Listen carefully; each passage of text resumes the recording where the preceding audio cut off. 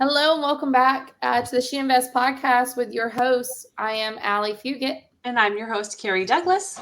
And we are She Invest. Today we have a very special episode. Very amazing veteran entrepreneur in real estate. And we are excited to hear her journey. And I'm going to, without further ado, let Carrie introduce her. Yeah, so today we'll be talking with Beth Underhill.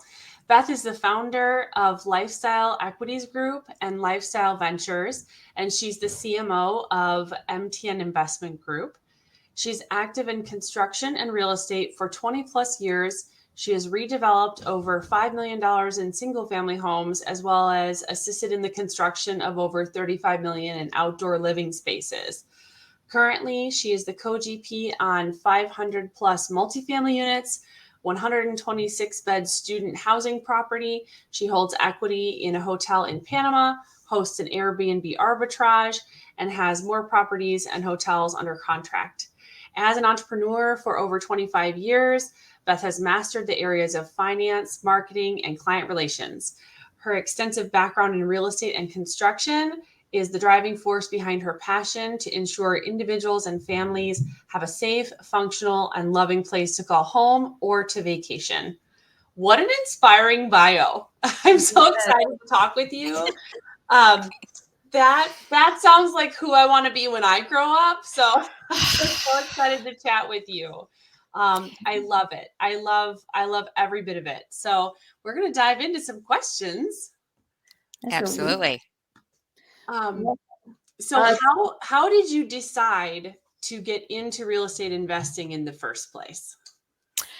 Well, first off, I want to say thank you to you both for allowing me to join you on this podcast. I'm delighted, and I can't wait to share my journey and talk more with you ladies. Real estate has always been one of those paths of interest over the many years of just having this entrepreneurial spirit and doing, numerous other small businesses. But my husband and I actually had considered purchasing a franchise somewhere around, I want to say it was 2005. And it was one of the first franchises for homeowners to list their homes without, the 3% representation fee from a real estate agent. So they could list it for $600. It would, that would cover marketing costs, listing it on the MLS and so forth, and they could actually save some money. So we had considered this particular franchise opportunity. And then for whatever reason, we stepped back and said, you know what, timing isn't right. We're not sure about this. And I had actually started to get my realtor's license. But, things happen, right? And I had a daughter at the time, and I had a catering business as well. So I was like, you know what, maybe just the timing isn't right. And then fast forward to sometime in 2018, my husband he has trouble sleeping. He has sleep apnea. So on occasion, he's up in the middle of the night, flipping through channels and whatnot. And he happened to see this infomercial on house flipping. And there was this guru that was coming to our area to offer a one-day wonder masterclass. And so he signed us up for it. I wake up the next morning and he's like, hey, honey, we're going to go to this flipping masterclass, and we're going to check this out because I think we would do really well at this. And we had already been at that point in time. We had our outdoor construction company. We built outdoor living spaces here in the Cincinnati area, which is hugely popular, especially with our weather. We're in the Midwest, right? So we don't have extreme temperatures in either the winter or in the summer months. So having these additional outdoor living spaces just really allows people to use their outdoor space almost year round because we have fans and heaters and fireplaces and outdoor kitchens and the whole 9 yards that we built. So we thought, you know what, we'll take some of our skills and we'll take what we know on the outside and translate that into the inside and renovate properties. So we went to this event, which led to a 3-day class. Then that led to a 5-day bus tour out in California, where we actually hopped on a bus, went around, toured properties, and estimated how much renovations would cost and so forth. And that's where we met a couple of investors. And so we had, the construction experience. They had the funds to actually invest in these properties. So we teamed up with two different investors for different properties. And that's how we got started. So we began fixing and flipping in well, it was into the first part of 2019 where we had our first two homes, and we were doing two homes simultaneously, which of course, if I had to go back in time, I would never do that again, especially new. And we weren't just doing lipstick on a pig, as they like to call it, paint, carpet, and maybe some LVP, and boom, you're done, it's back on the market. I mean, we were doing major renovations to both of these properties, to the tune of, one had somewhere close to $130,000 budget, and the other one had over 200,000. So it wasn't inexpensive, to say the least. But these properties, I will say this, they did sell right away, which was great. However, we ran into a bit of a buzzsaw because the general contractor that we had hired, we thought we could manage the general contractor, but this general contractor that we hired, lo and behold, he just did not have his act together. And he had taken on too many other projects in addition to ours. And he was hired to do the two houses at the same time, which again, big mistake. But as a result, it just ended up to where we had too much time in holding costs, with both of these projects, which just ate into our profits, unfortunately. But beautiful houses. We were very proud of them. We learned some lessons, and that's how we got started. Awesome. That's amazing. So from that point, Beth, you guys like kind of got into, flipping, fixing. And then what was the next property class that you got into? Well, we decided to fix and flip, and we actually call ourselves redevelopers. We don't like to call ourselves fix and flippers. We thought, you know what, it just has a negative connotation to it, so we'll just call ourselves redevelopers. So we kept redeveloping for the next several years, and it was in 2021. So I guess from the time we went to our fix and flip, workshop to the time I went to a multifamily workshop, it was about 3 years. And so I went to this multifamily event, very similar structure, 1-day wonder that led to this 3-day event that led to a 2-day bus tour. So it was kind of interesting that some of them are set up very, similarly. But so I went to this multifamily event, and my eyes were just like, whoa, like popping out. I was jumping out of my seat. I couldn't wait to come home and tell my husband, guess what? We are not going to redevelop anymore. We are pivoting, and we are going to pivot into multifamily.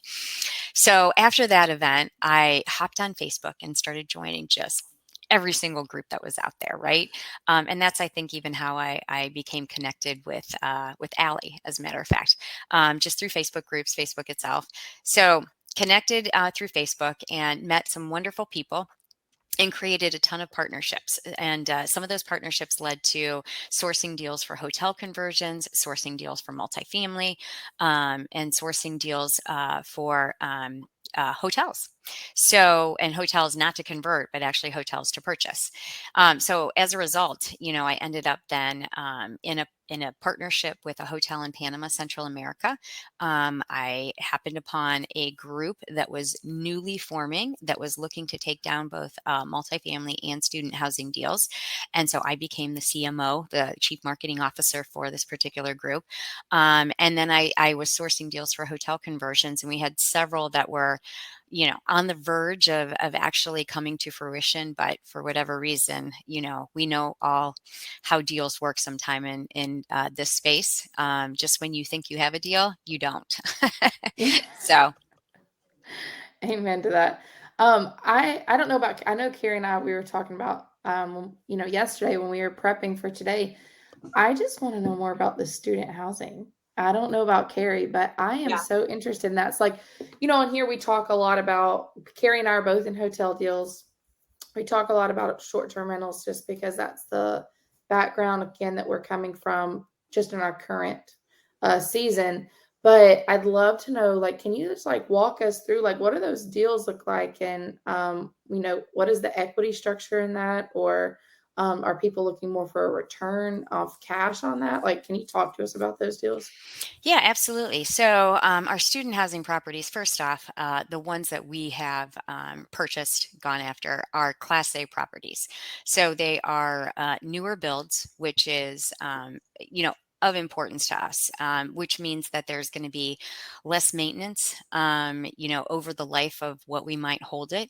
Anywhere from, of course, 3 to 5 years is typically our goal. 3 years, maybe refinance out the investors, 5 year, sell. So, from a maintenance standpoint, that's what we're looking for. Now, the student housing properties we also look for in very strong markets, large college towns. As everybody knows, post COVID, colleges took a hit in a few different directions, but primarily it's the smaller colleges that have been struggling.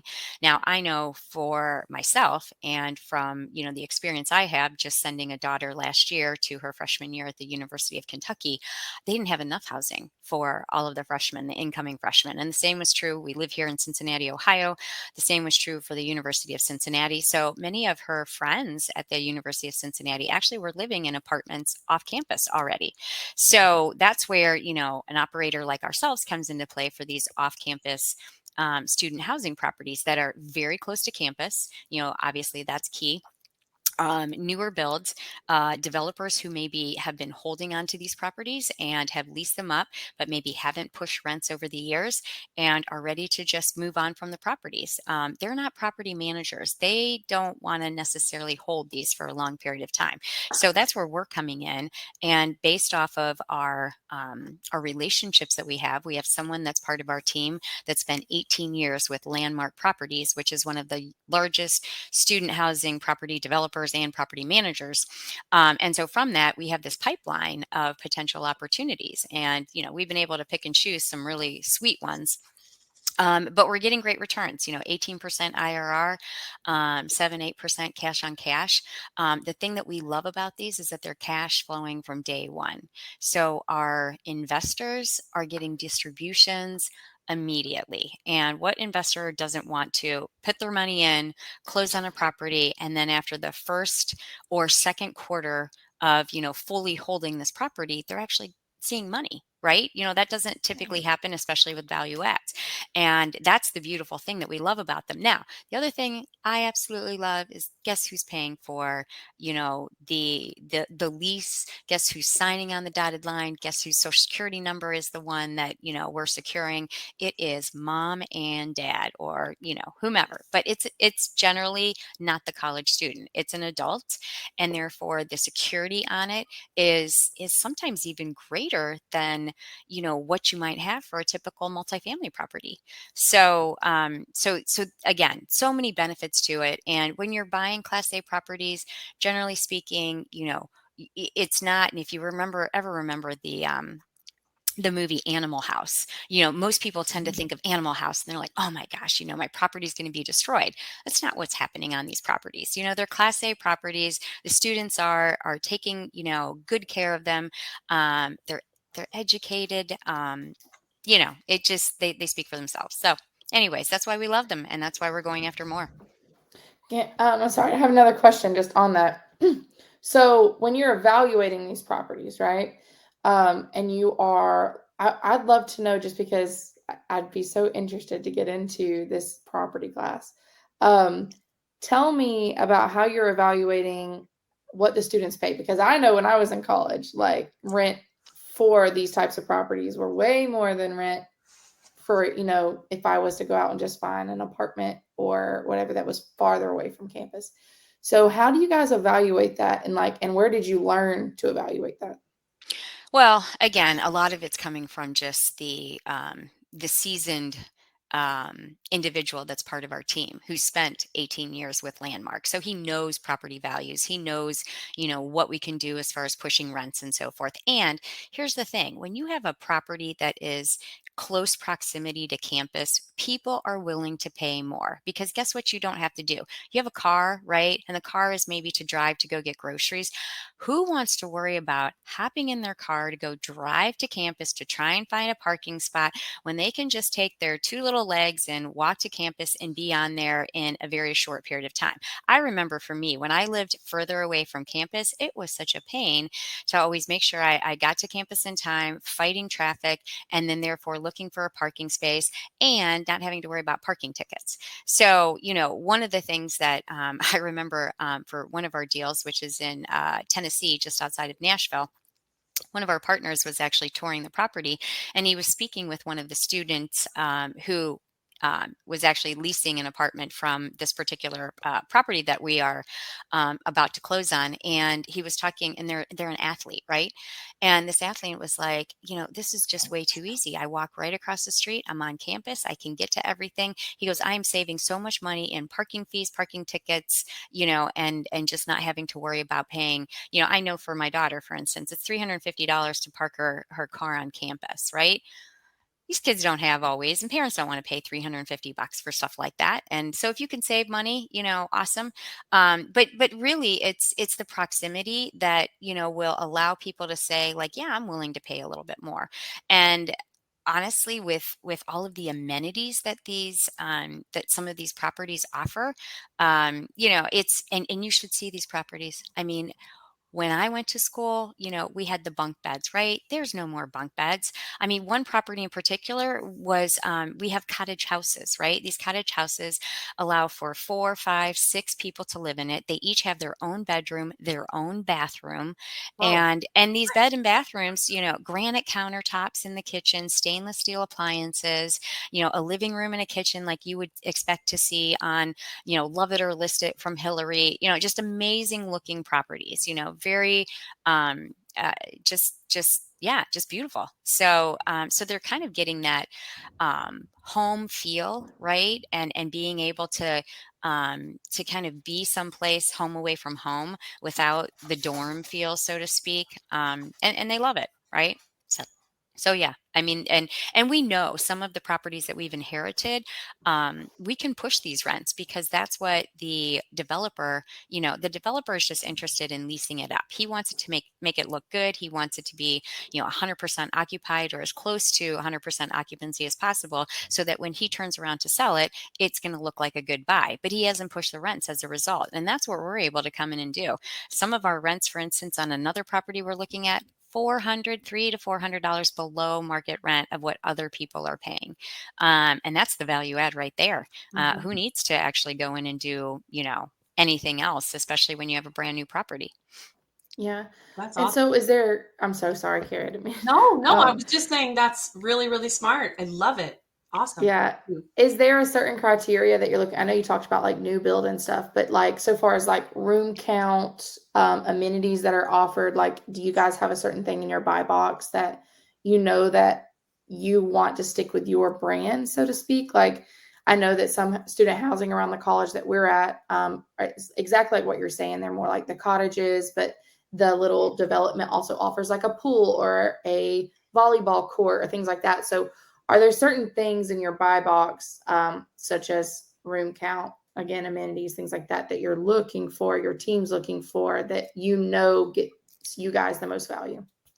It all depends. If something is really close to campus, things like a pool, things like a fitness center aren't necessarily going to be as important, right? Because they still have access to the rec center. So that in and of itself, and what we do is, certainly the properties we're looking at, we also want to compare to other properties that are nearby, maybe have higher rents. What do we need to do? Do we have what it takes, as far as amenities to be able to push to the same rents that they have? So a lot of times you're not going to find, you will find, I take that back. You will find some properties that will have the pool.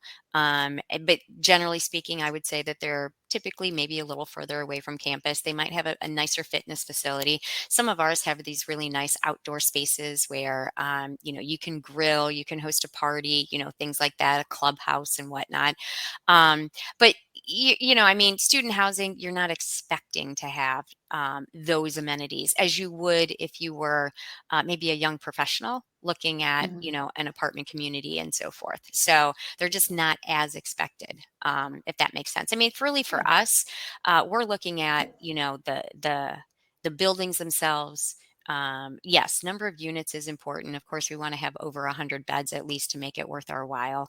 Um, but and just how, again, proximity to campus, and what it is that we can come and do without necessarily having to break the bank. Awesome. Awesome. You have any questions on that, Carrie? No, thank you for I see, sharing. like, I know we've both been like taking notes over here, so I want to make sure you didn't have any questions Yeah, of what you're no, writing down. I think it's really wonderful when we get to hear a little bit about asset classes that I'm not in or that you're not in yet, Allie. And so thank you so much for sharing. Yeah, absolutely, absolutely. And we're always looking for people who want to capital raise. So if anybody wants to get involved, in these particular asset classes, I mean, it's there's some great opportunities out there. So. Awesome. Yeah. Oh, Very that's good. cool. That's really good for our listeners who may just be starting to and needing to get with somebody like yourselves that are more Mhm. established. And okay, so what are the next steps for you and your company, and future goals? And feel free to split that up if you have obviously separate goals from your company. But yeah, what's the future bringing? Yeah, sure. So, well, the future hopefully holds. We have a property in Antigua, which is in the Caribbean. It's a hotel. We are looking to purchase that. And that's with a different partnership, not with the group that purchases the multifamily and student housing. But if that one is very exciting. It's they just sent us their 6 month financials. Their net operating income after 6 months is over $1 million already, which is insane. So they're doing very well, but we know we can come in and we can do more. We can actually push, um, you know, occupancy, drive more, especially from the United States and Canada, drive more tourism, down that way, more guests, and then do some maintenance and some upkeep and some renovations and so forth. So that would be really just a gem if we could land that, because that would be for us actually sort of our home base, and we have opportunities then to purchase additional properties on Antigua. And then also Antigua and Barbuda are two sister islands that are considered essentially as one. And we do have 33 acres on Barbuda that we can develop. So developing that would be honestly just probably the icing on the cake. So some pretty exciting times there, specifically. As far as additional student housing and multifamily, I mean, I'm all for this. We have, again, other properties that are potentials in the pipeline, and I just want to keep adding to that portfolio. I do have an Airbnb arbitrage and wouldn't mind having another one. That's been an interesting journey to kind of see the growth of an Airbnb property. We don't own it, which is the beautiful thing, right? So you rent it. We had a very good, and we started this in February of this past year. So February and March, obviously, they were solid months. April, not too bad.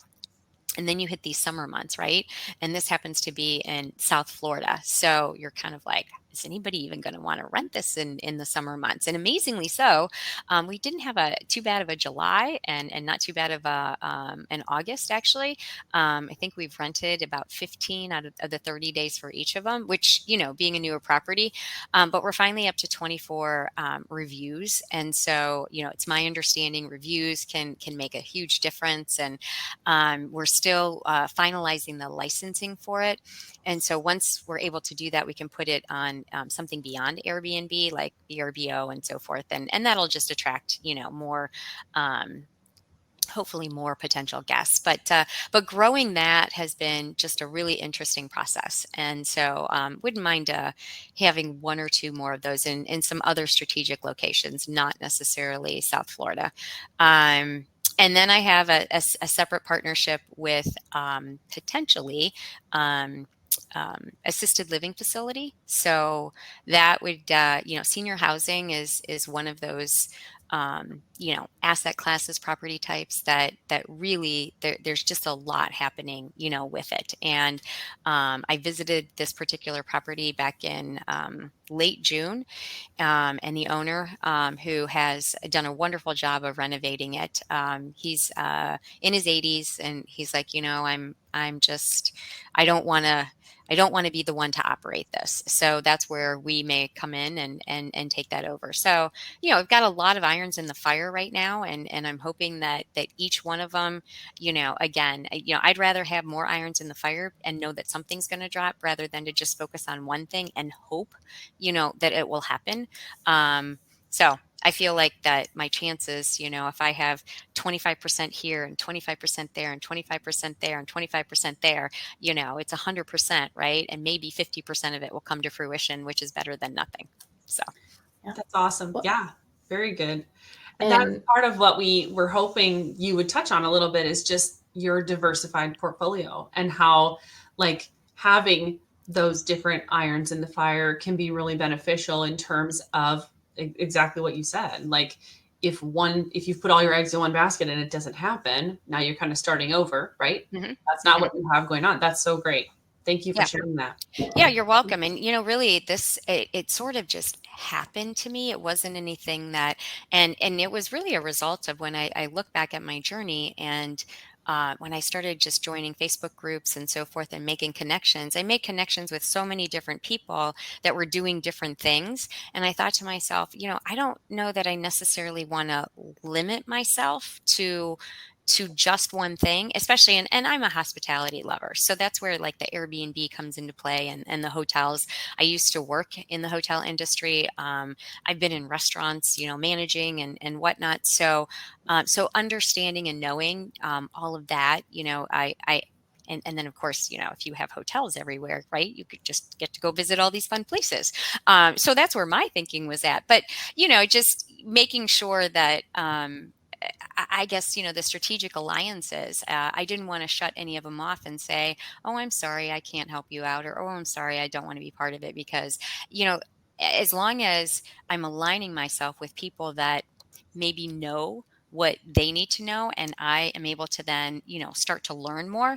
And it's been, the nice thing about it is some of this translates into, different property types that you go after can translate into one another for a variety of, and the underwriting essentially, yes, it's different, but essentially it's the same, right? You're trying to give good returns to your investors, make sure that there's, solid operate or NOI, and then you just have to produce and property manage it. So I don't know. That was my thinking, and so sorry if I went off on a tangent. No, super smart.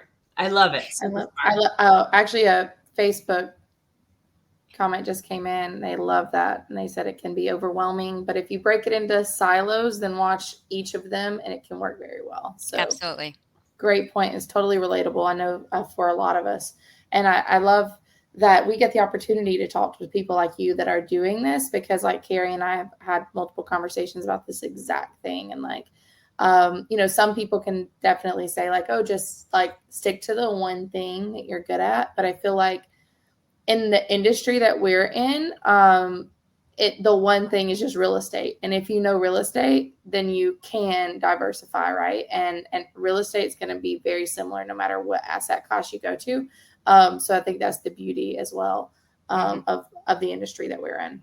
Absolutely. Absolutely. I think about my husband's construction background and our renovation background, with redeveloping the single family homes. And that translates into a hotel conversion, for instance, and, everything that's going to go into taking a hotel room and making it a studio apartment.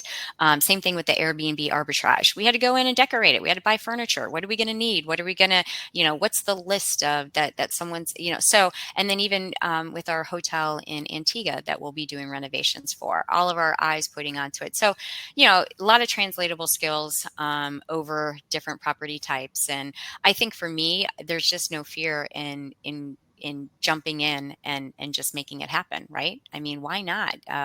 Life is too short to just kind of pigeonhole yourself. So, right. Absolutely. Absolutely. So the next question we're going to get into, it's Carrie's favorite question. And for this question, please feel free, like, be as open as you want, be as closed as you want. We just But ask that honesty is everybody. okay. Honesty. Yes, honesty is okay. How often do you look at and track your personal financial statement? Well, that's funny because I'm probably going to say not enough. And that's honestly. Now, I am the type, my checkbooks are balanced every single day. I know where the money is coming from. I know where all the money is, but if I had to like put it on paper and kind of, map it out, I don't do that often enough. So, yeah, and that's an honest answer. Well, and I think that's the answer we hear often, right? Sure. Like, and Yeah. I feel the exact same way. We usually end up updating those things when a lender's asking for them, right? Like, Right. Right. but when I'm trying to think about, what my goals are and wealth building and that sort of thing, it's like, okay, how do I know if I'm being successful if I'm not tracking it, right? Right.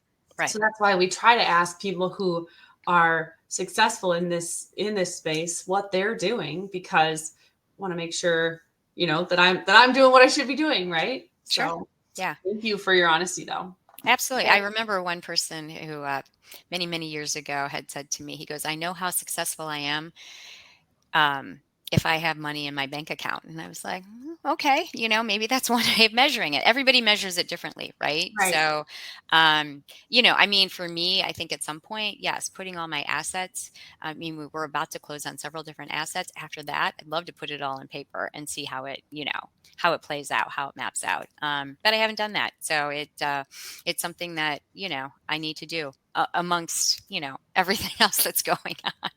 Yeah. And for me, For money in sure. the bank account can feel safe, but it might not be being put to work for me, right? Absolutely. So I think Absolutely. that's where you were going with that. Was just like Yeah. that might work for some people, but for Right. me, maybe not, Right. right? Yep. Yeah. Yeah. Well, I think that, Beth, I know for you, when we were just talking and we looked through, the information you sent us prior to the podcast, that for us, I think, like, I know for me and Carrie as well, we're on the same path as you, as like trying to create some type of generational wealth. Hmm. So for us, like, the money in the bank account, like, again, great indicator for some and definitely feels good and safe.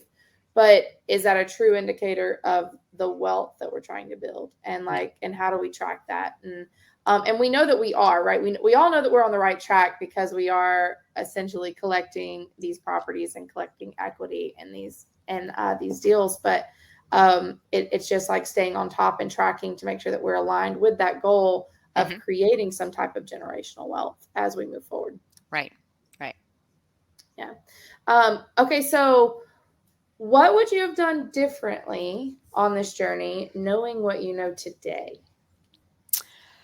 Knowing what I know today, Other than not flipping two houses at once. Is it one time? Other than well, that. it would be not flipping houses at all. Oh, okay. No, honestly, we had an amazing journey with our house flipping. And I think, Carrie, as a realtor, you can appreciate this. We had so many realtors that would walk through our houses and they would say, there is no way a fix and flipper did this house. And I think that was just a testament to the quality that we wanted to ensure we were putting out. We know we put out quality with our outdoor construction company, and we wanted to make sure that that same quality was, translated into these renovations. I would definitely say, once those first two fix and flips, once those first two happened, we should have pivoted sooner. And I wish we would have pivoted sooner. And we didn't. We stayed in the game thinking that, okay, we learned some lessons. We can go make it better. And we did. There were several properties. I mean, one property in particular, I mean, we did very, very well on, because we learned our lessons, but it also had good margins as well. If I had to go back in time, from owning a catering business to an internet-based golf, women's accessory business to a fitness studio, I would have stuck with that real estate business many, many years ago, instead of, pursuing these three other passions, so to speak, of mine. And had I done that then, I think my real estate path would look vastly different. And I would have gotten actually into things like multifamily, student housing, hotels, whatever the case may be, so much sooner. So I just really wish I would have, jumped into this, many, many moons ago. So. Yeah. And I do have one more question after that I'd love to ask you, since you are just so seasoned, Beth. What is like the one piece of advice? Because a lot of the people in our Facebook group and a lot of our listeners they're probably just starting their journey, right? So what's the one piece of advice you could offer them right now if they're starting their journey? So it's interesting because I get this question asked a lot from people on TikTok, as a matter of fact. TikTok is for the younger generation, it's where they go to find their information. And so they're always asking questions and they're like, how do I get started? How do I get started? So I always tell them, okay, a couple different things. First off, figure out one strategy that you want to do. Is it, do you want to learn wholesaling? Do you want to learn fixing and flipping? Do you want to learn maybe get involved in multifamily and so forth? If and just because I'm doing multiple ones didn't mean I didn't start off with one strategy in order to get in the game. And that's what you need to do, right? Don't jump in and try and do 50 million different things if you're brand new. Figure out one strategy so that you can start to get your feet wet and understand just how it all works. So do that. I always tell people, go to meetups, get on Facebook groups, join your local real estate investor association group, and start meeting people. Start networking with other individuals who are doing what it is that you want to do so that you can learn from them. And after that, you start making your list of investors, people, friends, family, and so forth. Let them know what you're doing. Let them know you're in the game. Like, hey, I'm thinking about getting into this, or I am getting into this, and this is what I'm going to do.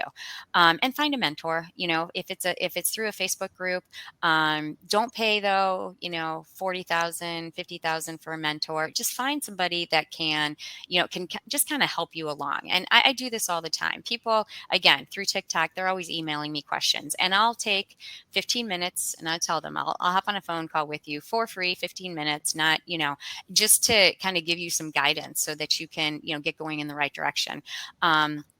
And then I send them myself, usually it's on my cell phone, right? And I'm like, this is my cell phone. Text me if you have any other questions. And they're like, are you serious? And I'm like, absolutely. Like I'm not gatekeeping, and I don't want to gatekeep. That's not what I'm here to do. But find people who are willing to just lend a hand. And there's so many good people out there. I mean, some of these Facebook groups are, so wonderful for just finding people that can, are willing to take that time, are willing to talk to you, are willing to just help. But I think you have to build your base first, and that's important.